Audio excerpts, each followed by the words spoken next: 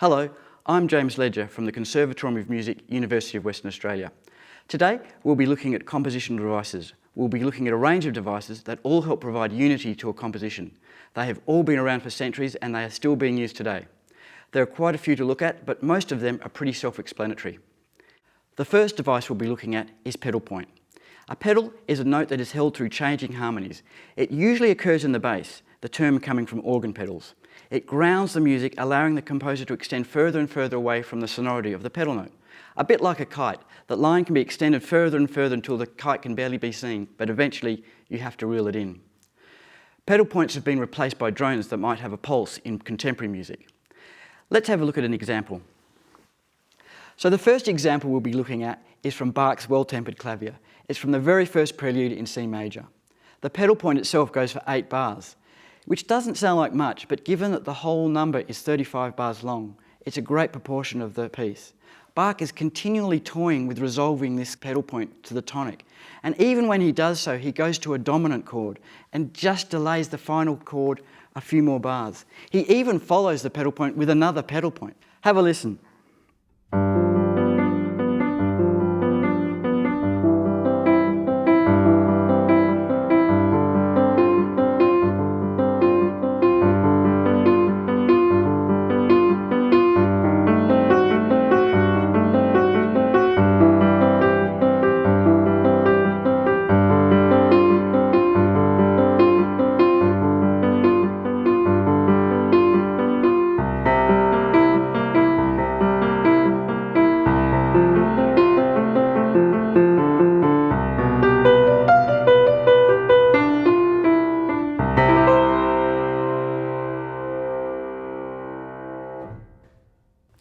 You'll notice that Bach actually joins that pedal point with another one at the end of the piece. So there's 12 bars all up of pedal in that whole composition.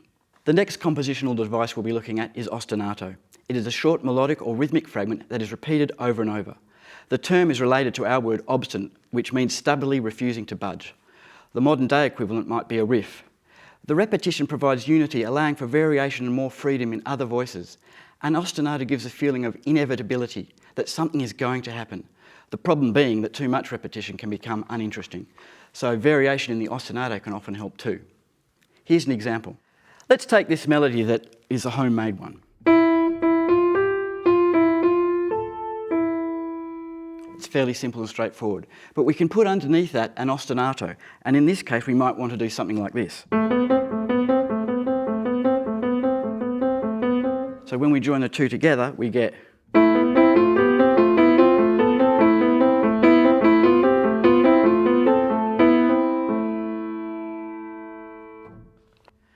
pedal points are a really good way of grounding the music, and they have been used all through the 20th century and today. They're used in pop music as well. They ground the piece, they give some repetition and pulse driving the music forward. The next device is called imitation. It is exactly what it sounds like. One voice is imitated by another. It can be exactly the same, or it can be varied through transposition, rhythm or inversion. When you sing, for example, Kookaburra Sits Round the Old Gum Tree, or Row, Row, Row Your Boat, in canon with others, the voices are an exact imitation to each other. On the other hand, if you were playing a Bach fugue, the voices entered will usually be transposed or have some slight tonal adjustments to fit in with the prevailing key. Here's an example. Here's our homemade melody again.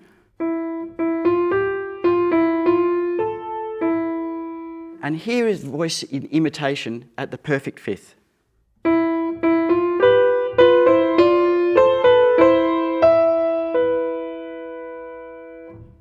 This makes life really easy for the composer. The music is already invented, and by simply adding it to itself, the work's already done. You just have to find a right key for it to fit in nicely with. The next device is sequence. It's very similar to imitation. Either a short fragment or an entire melodic statement is restated at a different pitch.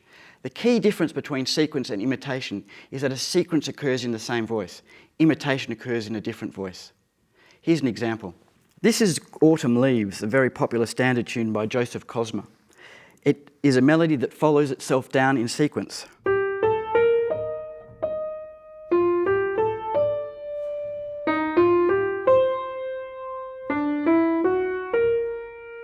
And with the chords,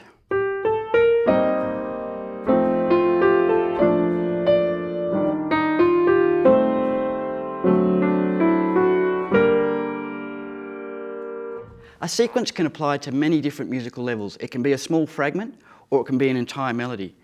In the case of Mozart's Symphony No. 40, he does it to both. Have a listen.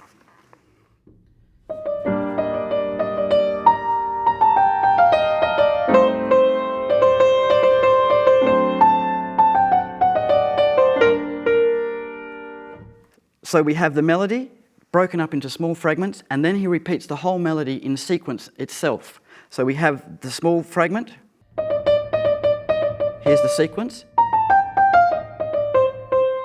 And now we have the whole phrase again, repeated as a sequence.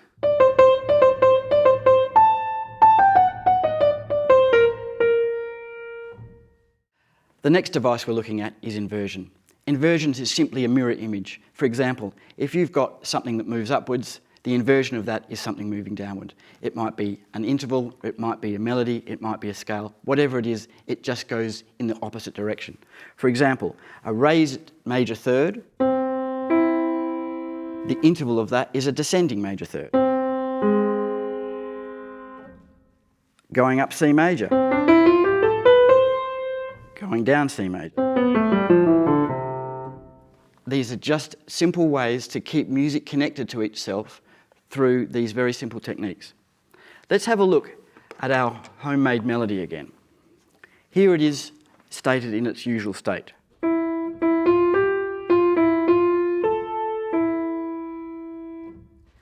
The inversion of that, the exact inversion of that would be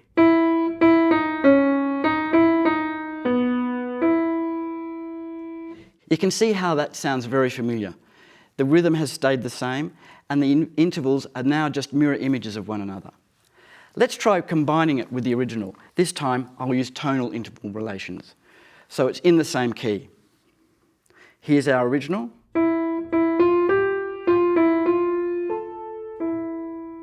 And here it is with our inversion.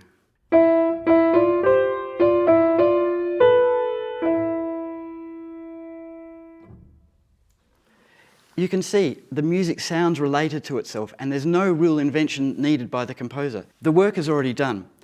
If you're composing yourself, try doing this. It's a really good way of not having to invent more material, and it gives you unity to your piece. Our last device for today is augmentation and diminution. Augmentation means to stretch out or elongate the rhythm, and diminution is the exact opposite of that, i.e. to reduce the note length. A composer can apply a strict set of rules to either process.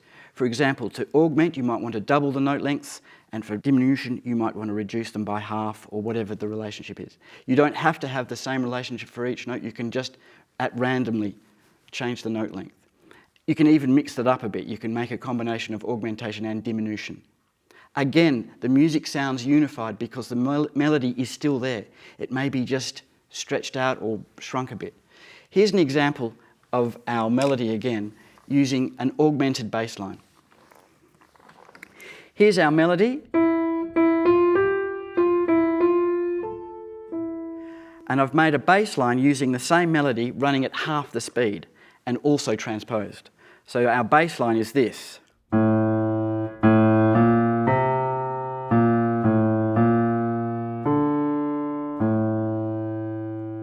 So when you combine them, we get this.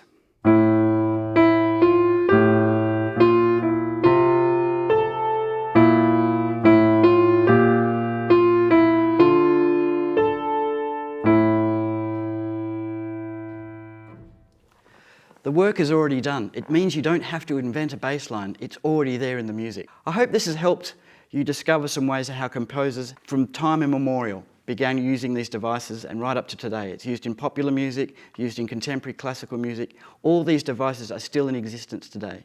See you next time.